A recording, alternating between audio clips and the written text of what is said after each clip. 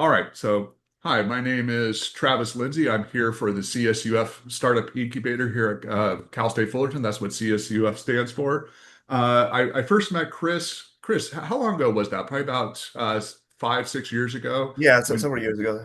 yeah, and you gave a talk at one of my classes. I believe it was the MBA capstone course.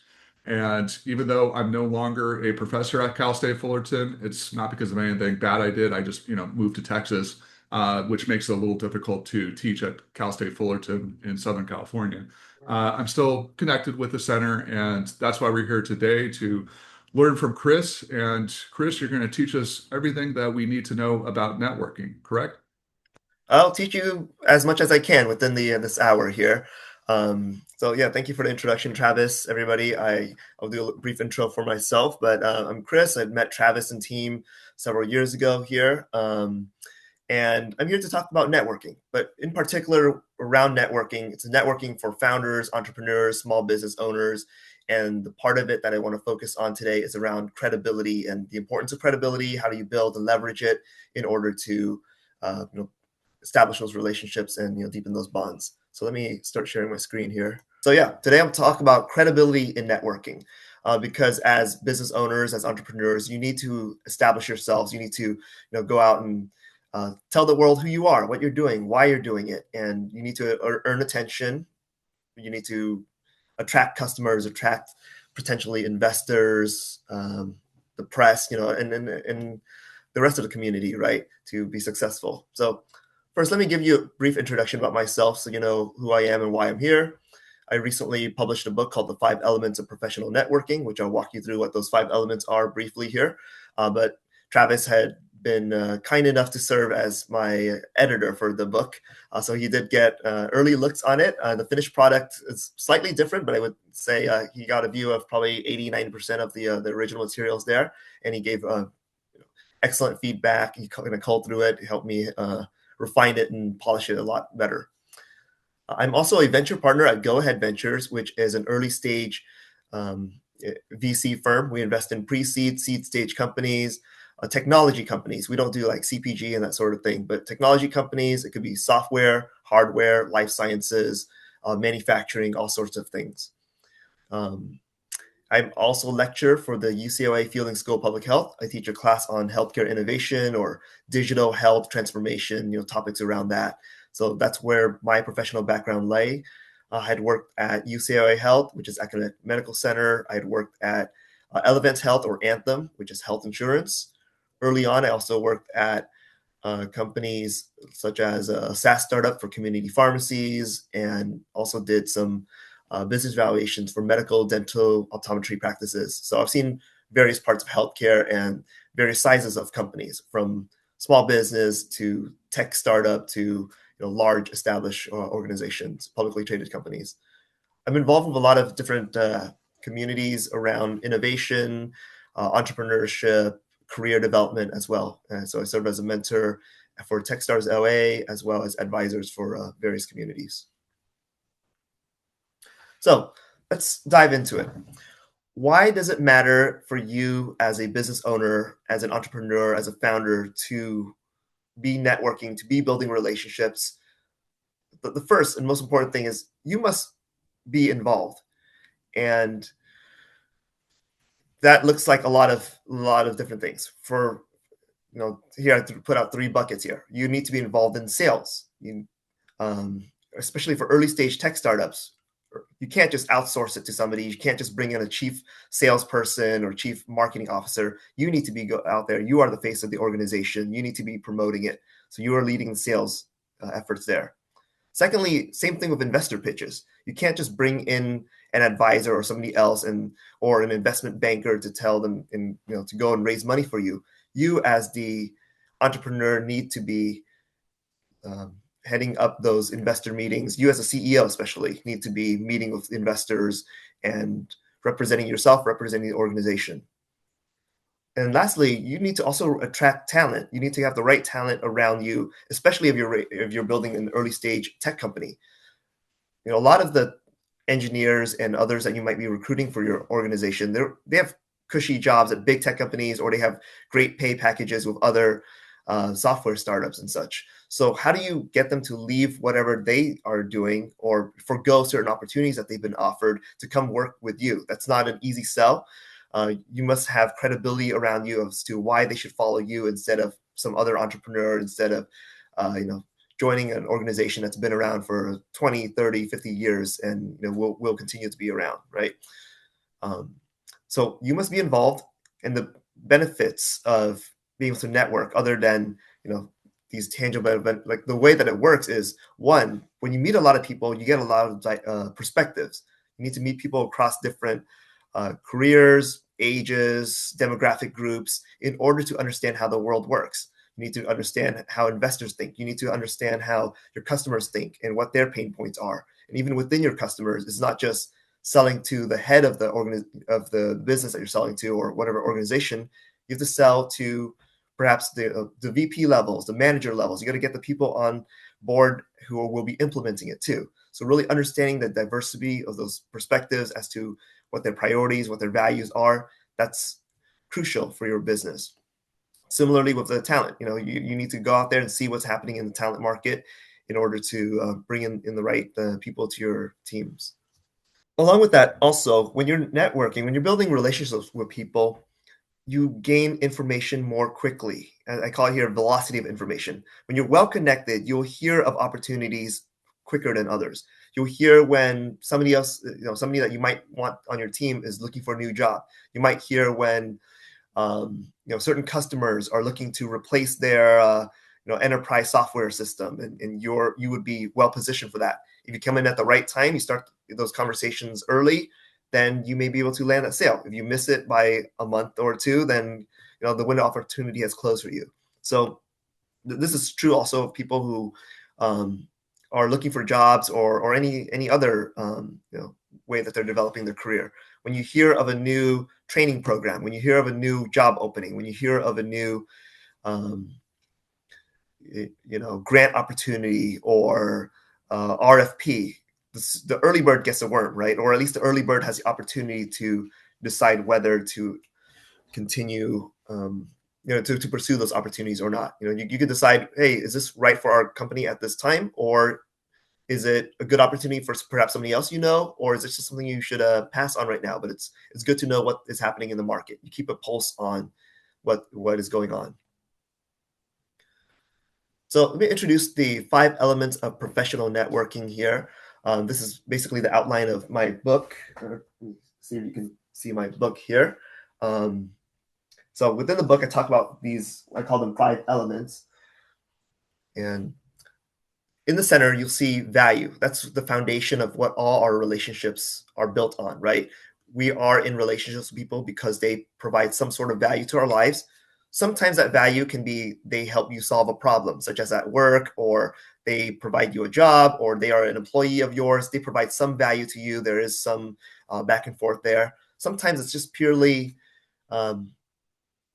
companionship.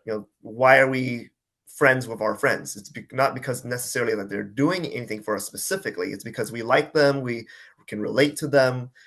We enjoy their company. They provide that kind of value to our lives. So all our relationships are built on some form of value. Sometimes it's tangible. Sometimes it's more emotional and so on. Sometimes it's short-term. Sometimes it's ongoing.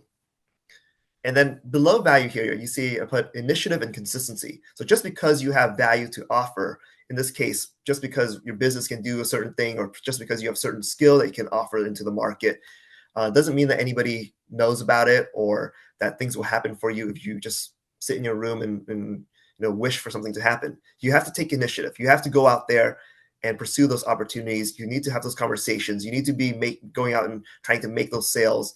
You need to be doing things and taking initiative, because just waiting around and hoping is not a strategy. And it's not just that you do these once in a while or when you feel like it. You have to take initiative and be consistent with it, because consistency builds presence. It shows people who you are. They remember, oh yeah, I've seen her speak at this. I've seen him talk about that before. I've seen this person working in this field. They know their stuff. You build that brand around yourself when you're consistent. And when you're consistent with your relationships, you're not just, oh yeah, I had a lunch meeting with that person one time, or I met them at a conference one time. but they know who you are. You can go deeper. You can continue fostering those relationships and really, establishing those bonds. At the end of the day, we're talking about relationships here. So relationships are not just a point in time transaction or interaction. They are, there is a temporal element to it. Now, up top, you see credibility and relatability. So with just value, initiative, and consistency, those three, you're probably making things happen for yourselves, your lives, and your businesses. But it's may start to feel like you're always the one going out and doing things. It may not, you're like, why are opportunities not coming to me yet, right? So the relatability and credibility part are what draws people to you. It's more of the inbound rather than purely outbound. Because when you're relatable to people, even if they don't know you yet, even if they've only seen you from afar, there's something in your story. There's something in just who you are, perhaps where you come from, what you look like, where you've worked. They can relate to that. They can feel some sort of bond or rapport, or at least interest in getting to know you further. They're following your story. It's like how people follow celebrities and public figures, right? Even though most people don't know these public figures, they feel a sense of relatability in perhaps the things that these people are saying in public, in their songs, in their art, in their policies. So they relate to something like that. It draws people in. So when you're relatable, it draws people into supporting you as well. And a lot of that is just very intangible and invaluable. That's not something that money can always buy. And then lastly, here I highlight a little bit around it, credibility. That's what I want to focus on today. Credibility also draws people into wanting to know you. And relatability may tell them, yeah, I feel like I like this person. I cannot trust this person. But can you execute? Can you do what it is that they need you to do? Can you provide that value and really like, why should they talk with you? Why should they engage with you? And we'll talk about what some of those markers of credibility may look like. We'll talk about how do you foster that credibility. But this is kind of the overview of the 5 elements that I've presented in my book here. I want to take a second just to pause and see if there's any questions, anything from you, Travis. Yeah, so Ritu left a comment saying that she was reading that it takes 7 to 8 touch points to really make an impact with somebody. Is that something that you have noticed throughout your professional career? I think that statistic probably comes from the stats on how many times you got to cold call somebody and to land a sale, right? Is that what you're Right. referring to, Ritu? Yeah. Yes. Yes. Yeah. Yes. So, certainly that can apply, but that's an average, right? So sometimes it may be more, a lot of times it may be less, right? And Yep. when you're just networking, when you're just building relationships with people, it's not always you're trying to get to a sale, to a close of some sort, right? You are you're just engaging with them over time, and the value that you bring for each other can be within those first 2, 3, 4, meetings or whatnot, or it could be a longer term thing. Like I've known Travis for years. I don't know how many touch points we've had officially, but yeah, over time we just help each other with different things, right? Um, Yes. The only reason why I was bringing that up, Chris, is because sometimes we take it personally. Like we meet somebody, and at the next event, they may not remember us, or So I just want to make sure, like, we recognize this isn't personal. It just takes a while for one to connect or be on somebody's radar actively, and sometimes. Yeah, as a person trying to build that network, you have to push to get there, right? Like, yeah, once, twice, thrice. Yeah, and that's part of the consistency, right? Like if you're part of a certain professional group, for example, you show up, they see you. The next time they see you again, it's like, okay, I recognize it, and they may not remember your name or a lot of what you discuss. Maybe they do if there were something they really relate to, right? Like you both have a hobby, or you both came from the same town or whatever. They probably remember some of that. But yeah, I would say also, in our digitally connected world, it's also the type of touch points too, right? Like if you have your only touch point is email, obviously in person, they're not going to recognize you just from seeing you until maybe they see your name or whatever. Or even Zoom calls. Sometimes I have Zoom calls with people and then I see them in person, like, wait, I think I know who this is, So I think multiple types of touch points are incredibly helpful too. Yeah, a couple points on that. Jumping off of what Ritu was talking about, networking, like everything else that you do, whether it's professionally or your personal life, it's like a muscle, right? You have to build it, Yeah. you have to work at it, and you have to have a goal in mind, I think, to why you're doing this stuff. If it's just to make friends, then you'll go about it one way. If it's to bring in new investors or customers, you would go about it different ways for each of those. And then the second point, credibility. One of the big things that I've encountered with entrepreneurs working through Cal State Fullerton specifically, but then also on the investor side as well, is how do you even get started? And that credibility part is something that I think prevents a lot of people, especially students or early on entrepreneurs, because they don't really have that body of work to rely on and say, hey, here's this showing that I can actually do what I say I can do. So, publishing a book would be one way to do it, like you have, Chris. But that does take time, and not everybody's great at writing. Uh, Posting videos on Instagram or on YouTube is another way to do it. Writing a blog, even though it's 2025 and maybe a lot of people don't really read blogs anymore, it is something that people still do read. They find out about, and it's something that can lend itself to your credibility. Am I on the right track with that, Chris, in your mind, or am I totally off base? No, I think that's perfect. Like we're talking about taking initiative and stuff, right? You have to put yourself out there. You need to be doing stuff, and part of that, credibility is they see your expertise, they see perhaps your pedigree and such. So yeah, let me continue with the presentation here, and then I think I'll pause again in a couple slides, and then we can discuss some more. Yeah. Thank you for the Perfect. questions. Okay, so I'm back in full screen. You see it? Yep. Okay, cool. All right, so let's just talk about credibility overall. Credibility draws attention. As we were talking about, people are drawn to others who have credibility, who are showing some reason, like, hey, this person is good at this. This person can provide a solution to my problem. This person is smart. This person has some value that they can offer, right? That they are worth getting to know. That they are worth getting that for you to invest some time in perhaps meeting with them, or at least following their story, following their, Travis was just talking about blogs. At some point, everybody wrote a blog or put up some newsletter or whatever. There was a push for that. But most of those are not really worth following, So like, what is it about you that people want to follow your story? And it's kind of like with publishing a book, I'm a first time really no name author, so it's not I didn't sign with a big publishing house or that sort of thing. It's more of a hybrid publisher.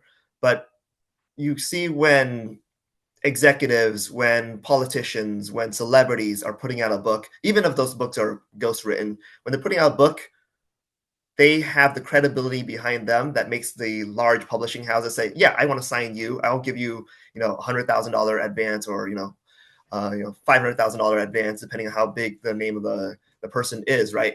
Because their credibility draws in the publishing house. And likewise, a lot of people want to be published with those large publishing houses for the credibility of having published with Random House, or, some big name, publisher that is esteemed in their space. So credibility attracts people together. Similarly, for founders, business owners, and investors, the most credible founders draw in investors, right? Investors want to meet these top tier founders. They want to get in early. Sometimes they even meet them and they can't get in because the founders don't want the investor on their cap table. So the power is sometimes people think of it in terms of investors have all the power, but that's not true. For the top tier founders and entrepreneurs, they really hold most of the power. They tell you who gets on their cap table and who doesn't. The opposite is also true. Top tier investors have their pick of the cream of the crop. They can invest in anybody that they want because they are a recognized household name. All the founders want to take money from them, even though the money is the same. Taking money from a big name investor, lends credibility from the investor for the founders, right? So it goes both ways. Same thing with accelerators. If the accelerators are producing, strong founders, then the accelerator grows in its prestige. And if and then other founders will want to join those accelerators and so on. It's kind of the cycle.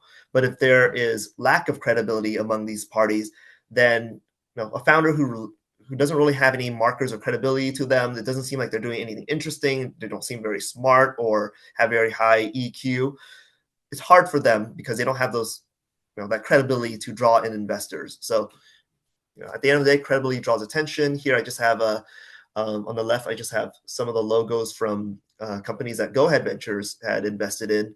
So, you may recognize some of these, and some of these are quite credible companies. And when other founders see that these companies are in our portfolio, they want to talk to us more so than if these companies were not there. So credibility applies to everybody in the ecosystem.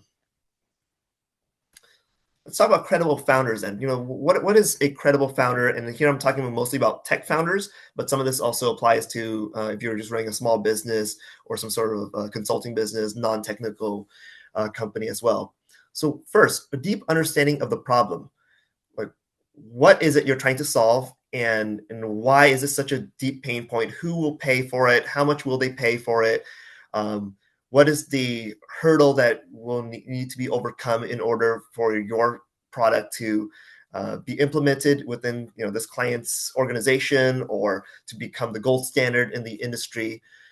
We don't like it when people just have this very high level, like one sentence blurb about, oh yeah, we're trying to be the cursor for this, we're trying to be the Airbnb for that, and then they can't really get deep into the fields that they're selling into, right? Like if you're selling to law firms, you should know how a law firm works. If you're selling to hospitals, you should know the ins and outs of the hospital departments, who you need to talk to, who you're really selling to, who has a budget, and so on. So really having a deep understanding of the problem, of the client's felt pain points around it, that is credibility. That separates the credible founder from just the charlatan who just comes in with this flashy product, this nice interface, and say, oh yeah, we're going to solve all your problems. It's magic. It's just AI will handle it for you, right? Like, okay, tell us, what is the AI model trained on? How does this work? If this happens, how will it respond? And so on. You need to really have a clear understanding of it. Secondly, along with that, like, what value are you bringing in order to solve those problems? Again, I'm talking here about technical companies. So strong technical skill and expertise, some real differentiation, some real moat. There are a lot of companies that are building things that at this point in time sound kind of flashy and cool. And yeah, it can save us 20% on labor costs, or it saves us 30% on the time spent waiting and that sort of thing. But is there real technical depth to it, or is this just kind of a wraparound kind of thing? Like when ChatGPT came out, right? There's a lot of companies that were just building wrappers around it. We're like, okay, this answers your questions for bakeries. This answers your questions for hair salons or whatever, right? And there was really no technical depth to it. They were not building any foundational technologies. It was just purely surface level. So those have no technical moat around them. Somebody else can come along, build it faster, cheaper, do it better, right?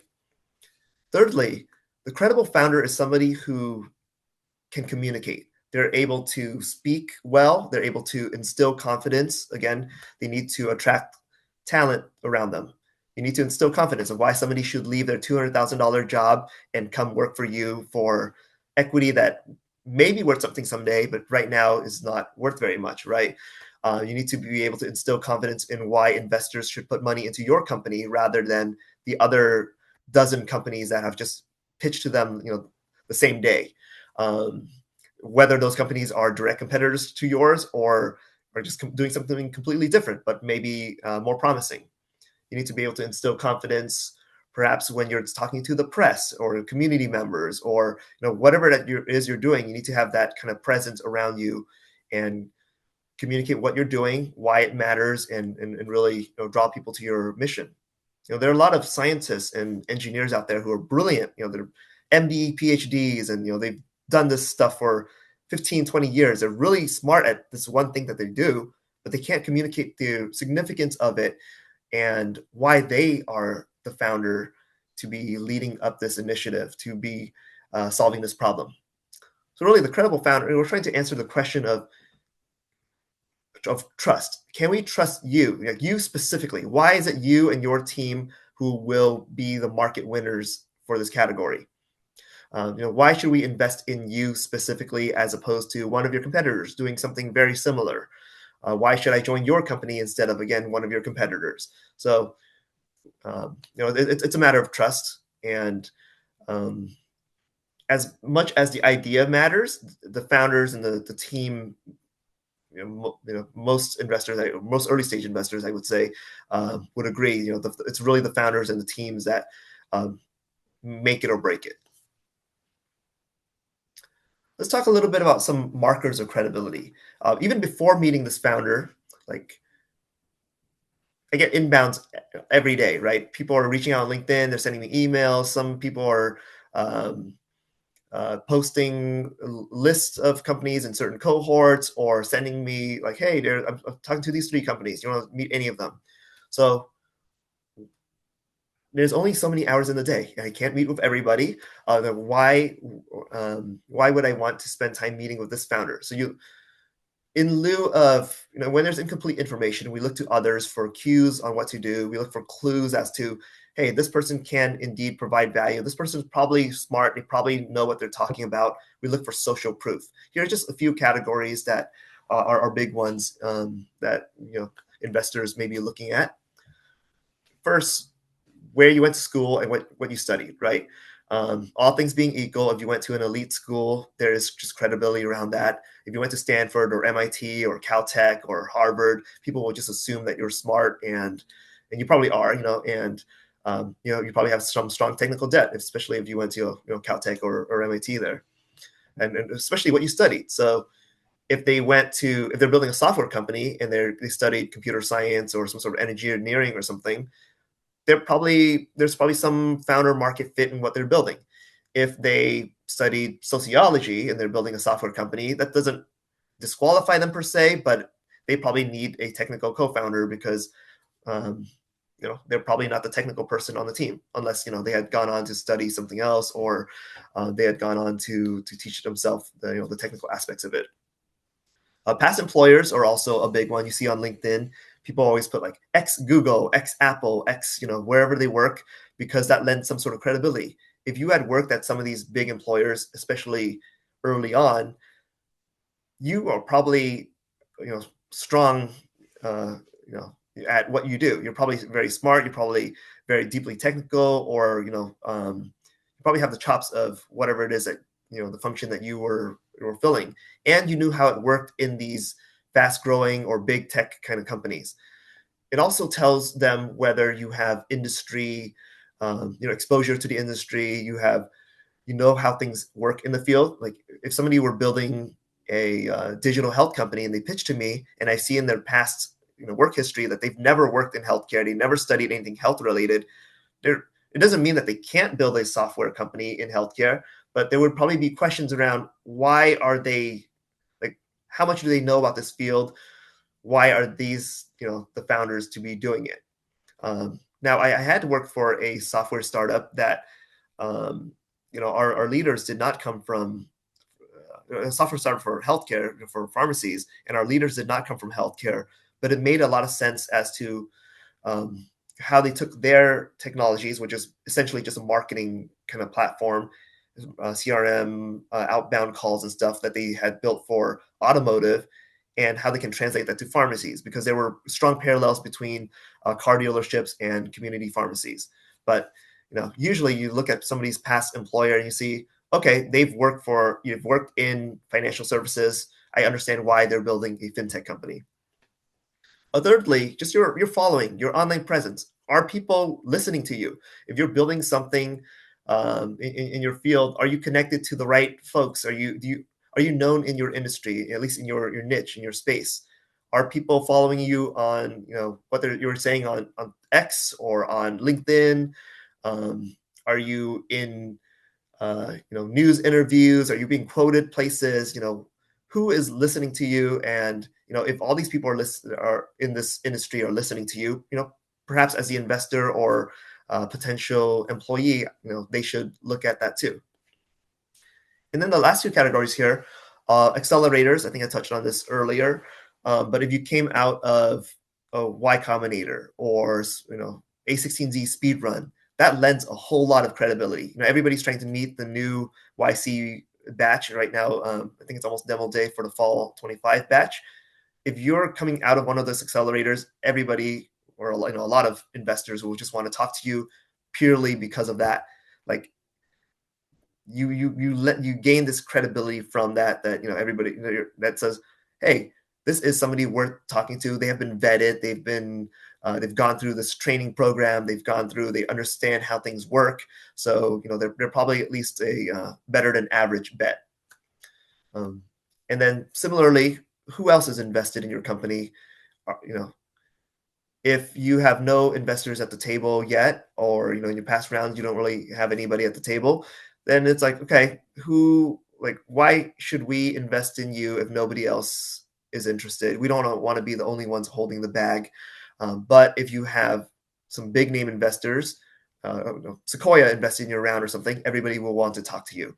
Or even if you have decent mid-tier kind of investors, people will want to talk to you because they see that other investors have seen some value that you offer, and therefore maybe they should take a look at it too, especially if you fit their thesis. Or if another VC friend of theirs say, hey, I've been looking at this company and I really like them, perhaps you should talk to them too. Yeah, they'll probably take that meeting because there is that conferred credibility from these accelerators and VCs. Okay, so I will pause there for a little bit. Any thoughts, questions on those so far? I don't see any new questions in the chat, but I do have a couple of thoughts. From the investor perspective, I'm also a co-founder of a small investment fund called Titan Angels. We invest in early stage companies at the seed round. Maybe for some people here that doesn't really mean all that much, but basically it's just brand new startups that are looking for money. And one of the things that we look for when we're, first meeting a company is whether or not they have what's called a lead investor, somebody who's already invested in the company, and that does give some social proof. Now, the reason why we care about something like that is because if a company is trying to raise like $1 million, in order for our investment to even have a shot at, giving us some sort of return down the road, that company really needs to raise that full round of $1 million, because if it only is able to raise a couple $100,000, then they're not going to be able to do what they say that they want to do with that money, and the business is probably going to fail. So from a investor perspective, you really need that kind of collective action. I guess that'd be the correct term in this situation, in order to make that investment worthwhile. Bringing it down to a solo entrepreneur, maybe somebody who does marketing for smaller businesses, that social proof is going to be different, right, Chris? It's going to be, hey, this is what I've done for other companies. Here's a couple of white papers showing what successes I've had. Or, if you're just starting out, you could, basically tell the story of how you built up a following on LinkedIn or on a blog, or built up a newsletter, and that could be some other source of social proof. Chris, do you think I'm going in the right direction? Yeah, absolutely. I think the results speak for themselves, right?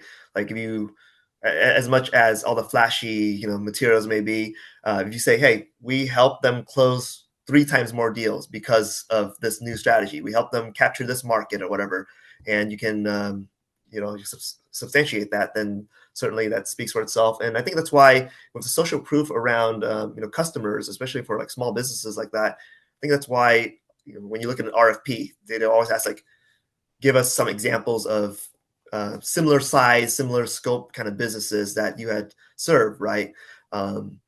Like if they are, let's say, a small or a large manufacturing company, and you've only served small business, like small companies, even manufacturers, then they're like, okay, show us somebody that you've done this similar work at this scale. It's very different marketing for a large established organization than for a small business, right? It's very different marketing in manufacturing versus hospitality versus some other industry, right? So I think it's kind of it's a deep understanding of the problem, and I think the social proof often comes in the forms of customer testimonials and the results that you provide for them.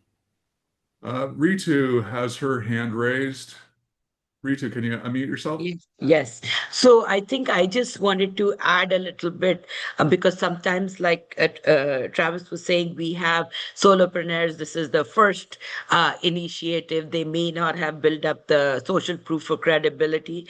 I think the alternate there is then to demonstrate the passion, right? Like, so you're starting this company because this happened in your life, or here's the story behind it, and that's why I'm dedicated to it. So sometimes, that is also a good alternate if in absence of social proof. Chris, would you agree?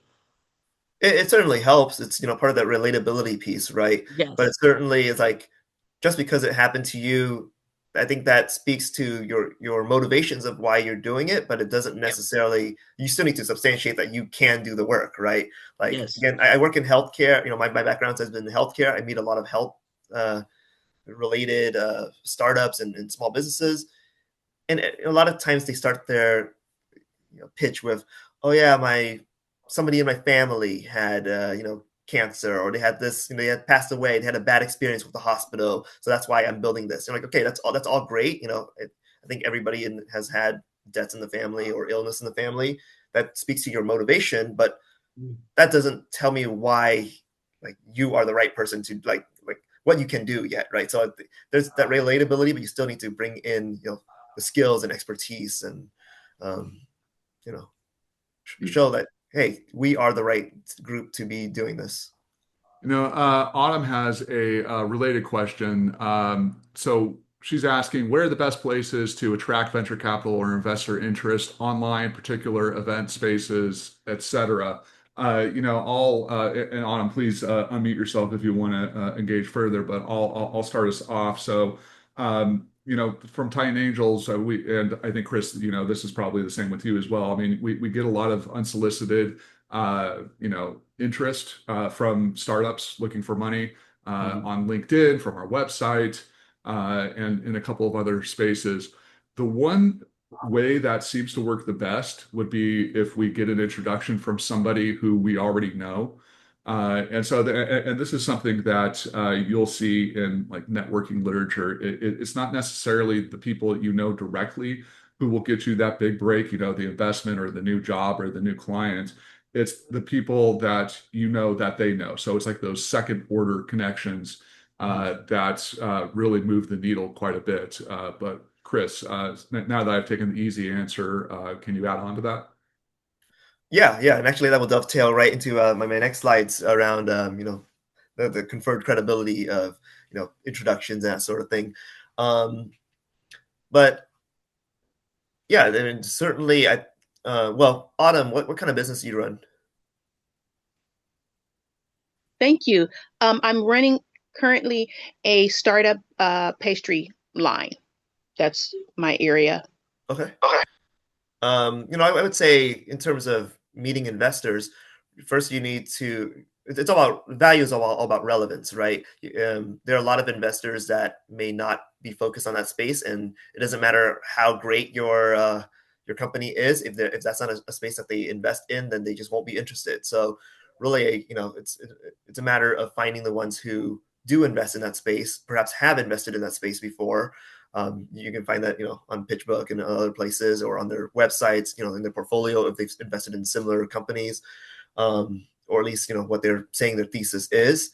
If you fit those criteria, then it's just like pitching to to news media and stuff, right? If you're pitching outside of their beat or their thesis, it's zero value to them. It's even negative value because, then it leaves a bad taste in their mouth because you hadn't done research on them. But if you're pitching to the ones who are interested in that, then they're more likely to take a call and move forward. Yeah, just to jump off of that information, we love it as investors when the companies that come to us have done a little bit of research on us. They've looked into our portfolio, they know a little bit about us. So doing a little bit of research beforehand, and this really applies whether you're looking for investment capital or you're trying to get new clients. Do a little bit of research into the companies that you approach beforehand. That helps.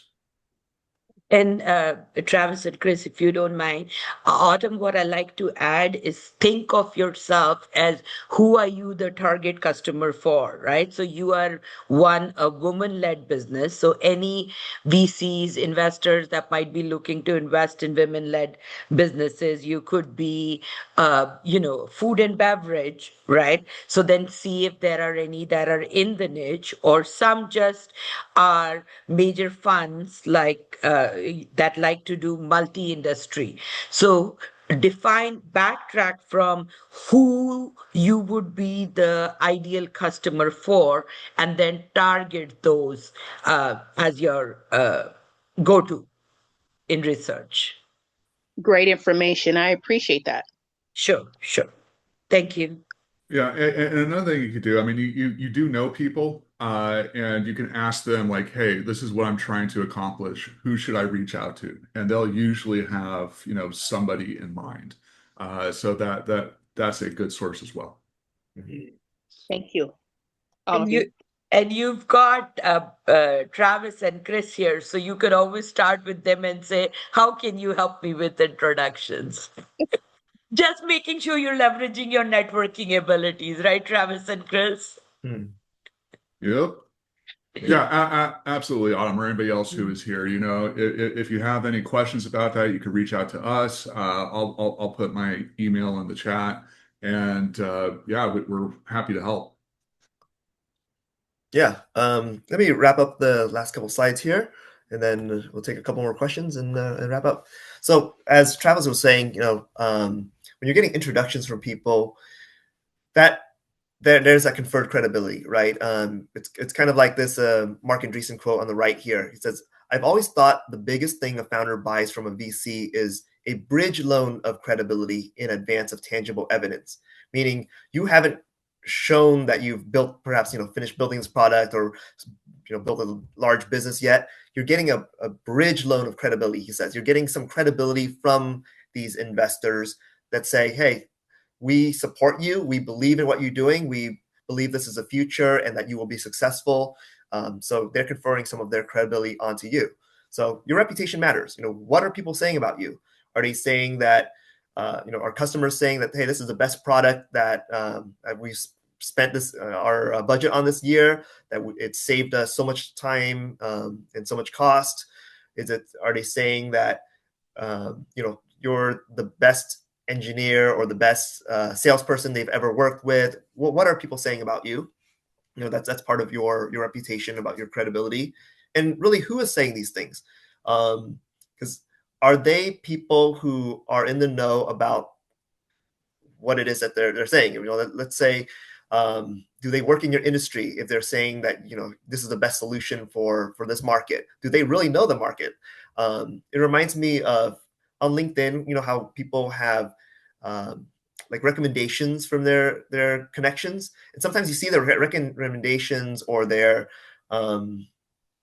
they used to have these things where they're just going to upvote how many, like, "Oh, this person knows about this thing," and then you see like a lot of the people who are making these recommendations or these upvote sort of things are not even in that space. Like, why would they? That there's no real credibility behind that if they themselves are not credible sources on that topic. So really, it's about their reputation as well. Again, we talked about accelerators, we talked about investors and others. If they are credible organizations, or even customers, if you're selling to brand name organizations, household names people have heard of, and those are your banner clients. You have their logos on their website or on your pitch deck and stuff. That means something, right? It's like these are organizations and individuals who are in the know, and they're choosing you. They're choosing you as a vendor. They're choosing you as an employer. They're choosing you as a portfolio founder in their investment portfolio. So, with that, I put the caveat here. Not all praise or criticism is equal, right? And perhaps this is a good encouragement as you're going out and speaking to investors too. Most investors will just naturally pass on you. That is that's just a function of how it works. They're meeting hundreds, thousands of companies a year, and they're only investing in a few. So, just statistically, most of them will pass on you. Some of them will give feedback, but take the feedback, with a grain of salt, depending on how well they know your industry, your business, how credible they are as well. At GoAhead Ventures, we don't really give feedback after we pass on a deal, because we recognize that, hey, we're generalist investors. We're not necessarily experts in a particular space. So some spaces we know fairly well, but we don't want to give founders, sometimes founders hear one piece of feedback and they take it and they run with it, and they kind of go down this whole rabbit hole, but that's not really what they needed to fix, right? So again, take praise or criticism with a grain of salt. Not all of it's equal, and your reputation matters. The reputation of the people that you surround yourself with, that you hire, that you take investment dollars from, that you even sell to, all is a part of the reflection of who you are and what your business is. And then, lastly, as we touched on, you really need to prove it. Not just posturing. It's not just about going out there and making yourself look good, but it's just all fluff, right? You need to really have substance and not just show. You need to show real value, deliver real value, real traction. Usually that means number of active users, people actually using and engaging with your product, what they're saying about the product, how much they love the product. People actually paying you for it. So not just unpaid pilots where perhaps they love your product, but nobody will actually pay for it because while it may be a good product, that may not be a good business, right? So revenues are validation that people see real value in what you're doing, and they're willing to put their hard-earned dollars or their company's dollars towards purchasing it.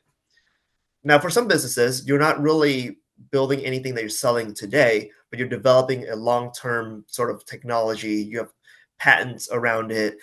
Perhaps you're developing a medicine for a rare disease, or you're building a new sort of nuclear energy or jet propulsion system. You're not going to be showing a lot of active users or revenues from day one. It may not be until 5 years, 7 years down the line that you're actually selling product into the market. But the substance then is you're showing that you're building a real technology that works, that is going through, depending on what you're building, perhaps it's clinical trials, perhaps you're showing that